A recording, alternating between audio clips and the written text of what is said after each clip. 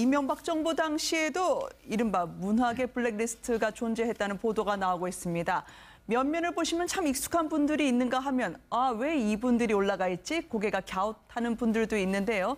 이 중에는 박미선 씨도 있고요. 그리고 한류 스타인 이준기 씨도 있습니다. 이분들의 어떤 발언이 문제가 됐던 걸까요? 짐작으로만 제작진들이 이분들이 출연했거나 그리고 이분들이 발언했던 거를 한번 모아봤습니다. 당시에 그 현장으로 함께 가보시죠. 그래서 우리 MB께서 우리 이명박 대통령께서 지식경제부 업무보고에서 말이죠 이런 얘기를 하셨어요. 생활필수품에 해당되는 그 품목 50개는 집중적으로 관리하면서 그렇게 하다 보면 전체적인 물가는 상승해도 50개 품목만은 비례해서 올라가지 않을 수도 있다고 생각한다. 그런데 정작 이 지식경제부 일명 그 지경부라고 하는데요. 여기서는 과연 이명박 대통령이 지목한 생활필수품 50개가 도대체 무엇인지 난감해하고 있다. 대통령께서 50개가 약간 애드립이셨을까요? 위험해. 그 발언 위험해 지금. 허경영 찍었지? 이 광우병이라는 게 후추 한 알 정도만 몸에 들어와도 맞아요. 광우병이 걸린대요. 이 모든 게 그 수입소로 만들어진다 그러면 소고기 성분을 피할 수가 없는 거네요. 우리는 피할 수 없어. 없는 거예요. 근데 이제 중요한 거는 그게 우리가 이제 30개월 이상 된 소 그리고 뼈 다 이제 들어오잖아요. 수입력이 들어오면은 제일 걱정되는 게 싸잖아. 그럼 학교 급식하고 군부대에 먼저 간다는 거예요. 그러면 애들 급식과 군부대 한참 청춘이 꽃필 그 나이에 그런 걸 먹는다면 너무 좋죠. 도대체 어떡하려고 이런 걸 수입했대요? 그러니까 어떡하려고 지금 이 나라가. 그러니까 네. 저런 발언들이 말씀하신 것처럼 짐작이 갈 뿐이죠. 저것 때문이라고 확실하게 할 수는 없지만. 그렇죠. 근데 이제 명랑이호라는 프로그램이 어떤가 하냐면 시사 예능이었습니다. 요즘에는 네. 시사 프로그램들이 굉장히 많은 편이죠. 뭐 종편도 그렇고 시상파도 그렇고. 그런데 그때는 저런 것들이 좀 드문 편이었는데 약간 저렇게 개그맨이라든가 아니면 뭐 그 가수분이라든가 좀 편하게 말을 할 수 있는 분들이 그때그때 국정에 관해서 민감한 부분들을 조금 더 편하게 그러니까 국민들이 좀 뭐 복잡하지 않게 아주 자유롭게 편하게 자담하는 그런 형식이었는데 그거에 출연했다는 이유만으로 저렇게 된 것 같아요. 그러니까 MBC 같은 경우 대표적인 게 또 개그맨 김미화 씨 같은 경우도 그런 비슷한 네. 일을 겪었지 않습니까? 김미화 씨는 뭐 라디오 진행을 하고 있다가 당시 김재철 사장하고 엘리베이터에서 만났는데 당시 그 웬만하면 다른 프로그램 좀 회전하는 얘기를 네. 직접적으로 들으라고 했다. 근데 생각해 보시면요. 저런 식으로 연예인분들이 가볍게 편하게 풀어주는 풍자가 있어야 국민들의 긴장감이 떨어지는 거고 또 스트레스가 떨어지기 때문에 네. 어떻게 보면 정권의 부담을 덜어주는 역할을 하시는 거거든요. 근데 그것마저도 못 견딘 것 같아요. 그때 당시에서는. 그래서 저분들에 관해서 이른바 블랙리스트에 올라가서 관리 대상으로 너무 심한 경우다 아니면 제재해야 된다, 프로그램을 퇴출해야 된다 이런 리스트들을 만들고 명단을 만들어서 관리를 했다는 게 이제 드러나고 있는 거죠. 이준기 씨는 왜 그렇습니까? 이게 사실은 이제 이명박 대통령이 취임하면서 제일 네. 먼저 사실 닥친 게 이제 광우병소 문제지 않습니까? 네. 사실 그거로 인해서 이명박 대통령 초기에 굉장히 국정 자체가 흔들리고 뭐 정권도 흔들할 정도로 큰 이제 어려움을 당했었는데 당시에 이제 아마 그 사태가 끝나고 난 다음에 아마 이제 이명박 정부 측에서는 이 광우병 관련해서 이제 좀 확대 재생산을 한다든지 네. 이런 부분에 좀 뭔가 좀 조치가 있어야 된다. 아마 국정원에서 그런 좀 역할을 한 것 같아요. 그래서 이준기 씨 같은 경우도 이제 당시에 이제 촛불 집회 그 많이 열렸었는데 그때 이제 좀 강경 진압에 대해서 이제 좀 쓴소리를 좀 했던 모양입니다. 아마 네. 그 기준으로 해서 즉 이명박 대통령 시절에 국정원이 이제 이 광우병 관련, 그다음에 촛불 집회 관련, 또 뭐 4대강 관련 이런 것들과 관련해서 이제 연예인들의 어떤 발언들을 토대로 해서 결국 이제 블랙리스트를 만들어서 그 관련된 프로그램을 뭐 없애는 압력을 넣는다든지 사실 명랑 히어로 같은 경우도 이제 한 1년 동안 하다가 이제 없어졌어요 프로그램이 김재동 씨도 마찬가지고 네. 이제 그런 식으로 해서 이제 블랙리스트를 운영한 것이 아닌가라는 게 이제 이번에 국정원 계획위원회에서 당시의 자료들을 좀 찾아낸 것 같습니다. 이준기 씨가 과거에 노무현 대통령 때는요. 국민과 대화 자리에서 스크린 쿼터 축소 왜 하냐 반박도 하면서 원래가 개념 발언을 많이 하셨던 분이었는데요. 이분이 안보 영상에도 등장을 했거든요. 이준기라는 사람은 가만히 있는데 보는 시각이 그렇게 달랐던 걸까요? 등장했던 이준기 씨, 당시의 충성, 얘들아 안녕으로 시작되는 군 홍보 영상 보시겠습니다. 충성! 얘들아 안녕? 안보와 통일은 생각보단 어려운 문제지. 더구나 북한군이 천안함과 연평도를 무력으로 공격한 것과 같이 지속적인 도발을 하고 있는 상황에선 말이야. 한 가지 분명한 사실은 확고한 안보 없이는 통일이 불가능한 것은 물론이고 지금까지 우리나라가 이룩한 경제 발전이나 민주주의 또한 하루아침에 무너질 수도 있다는 거야. 무엇보다 중요한 것은 국민 모두가 안보 상황을 제대로 알고 한마음 한뜻으로 대처하는 것이 아닐까?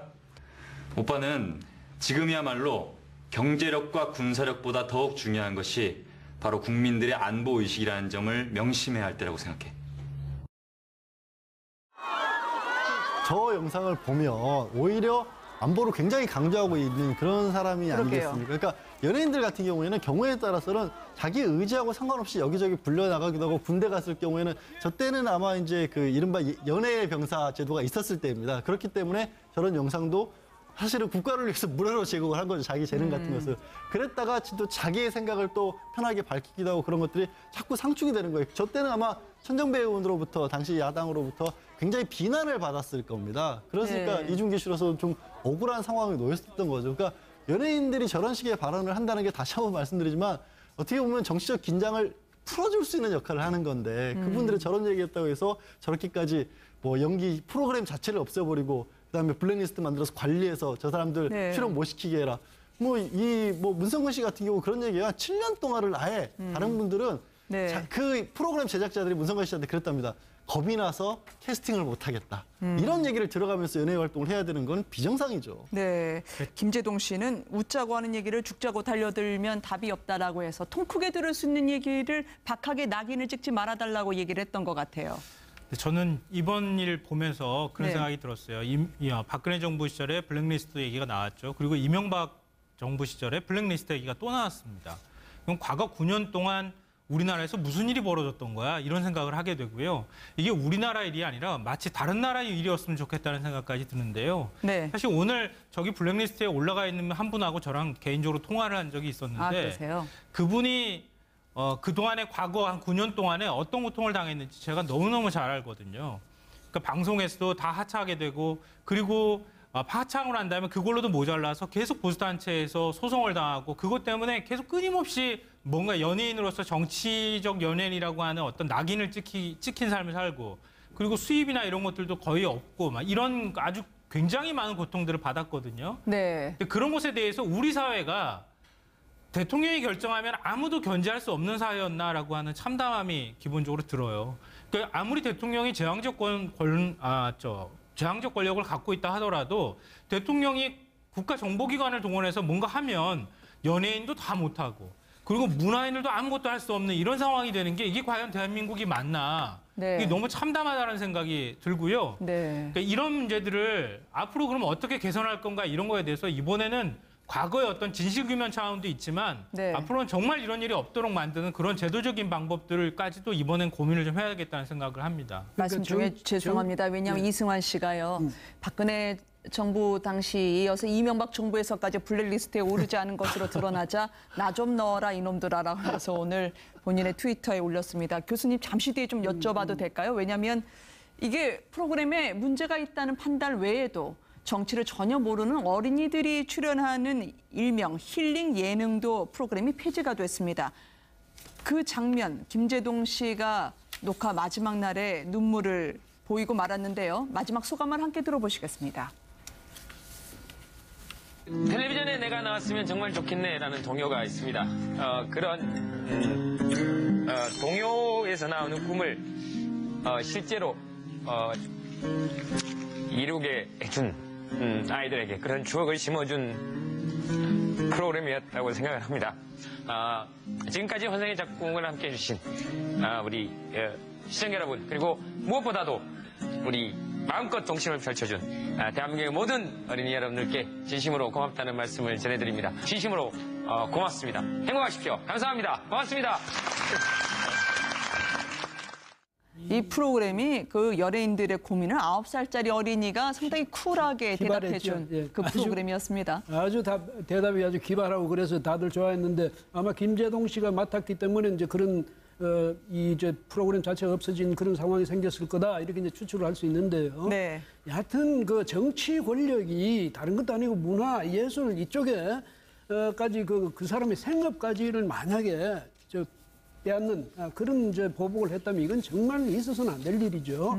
그래서 여기에 대해서 철저히 파악해보고 이제 정말 그런 일이 있었다면 앞으로 절대 그런 일이 없도록 해야 되겠는데 다만 이제 그것을 절대적인 전제로 두고 제가 말씀드릴 것은 뭐냐면 연애 이게 이제 풍자 개그도 좋고 풍자 이런 것도 다 좋은데 네. 풍자 할 때라도 이 국민들이 굉장히 곡해할 수 있는 그다음 사실이 아닌 걸 가지고 네. 상대방을 심하게 공격한다는 게 이렇게 돼가지고 하면 이게 어떻게 됐냐면 이게 국민을 오단할 수가 있거든요. 그래서 우리가 풍자를 하되 진실이 아닌 것을 가릴 줄 아는 그런 해안도 좀 가져주셨으면 하는 이런 생각이 듭니다. 예컨대 광우병이 오면 말이죠. 그것은 뭐 학교나 급식이나 군대 보내는 것 아니냐. 우리 아이들 어떻게 할 거냐. 이렇게 해버리면 정말 이건 엄청스러운 공포감을 주는 거거든요. 그래서 네. 바로 이런 아주 이 광우병 같은 이런 아주 민감한 이런 문제에 대해서는 한 번쯤 더 생각해 보시고 나는 차라리 청산가리를 먹겠다든지 이런 말까지 나오면 국민들이 굉장히 공포에 떱니다. 그래서 연예인들 하시는 분들 풍자는 얼마나 좋은데 다만 사실인지 아닌지 이 팩트 체크는 꼭 한 번씩 좀 해주셨으면 좋겠다 이런 생각. 네. 네, 저도 이 말씀을 꼭 한번 드리고 싶은데요. 저는 네. 얘기들을 다 너무 많이 들었어요. 제가 방송사 안에서 누가 어떻게 찍혀가지고 다 출연을 못하게 됐다고 하는 얘기까지 다 듣고 있었거든요. 네. 알만한 사람들은 다 알고 있었던 얘기예요. 언론계에 있었던 사람들도 다 알고 있었던 얘기입니다. 청와대에서 툭하면 전화하고 제대로 보도하지 못하게 하고 그리고 눈에 가시처럼 여겼던 연예인들 다 방송 못하게 하고 이랬던 일들이 있었는데 왜 우리 사회는 견제를 아무도 할 수가 없었는가. 이게 제일 핵심인 것 같아요. 네. 그래서 지금 검찰이라든가 사법부 문제라든가 이런 것들이 나오는 게 견제할 만한 사람이 국회라든가 사법부 상권 분립이 돼 있으니까 사법부밖에 없잖아요. 근데 아무도 그거에 대해서 견제할 수 없었다는 게 우리 사회에 굉장히 큰 시스템의 허점이 있는 것이다. 그걸 이번에 확실하게 보완하고 다시는 네. 이런 일이 벌어지지 않도록 하는 게 우리의 임무다 이렇게 생각합니다. 네.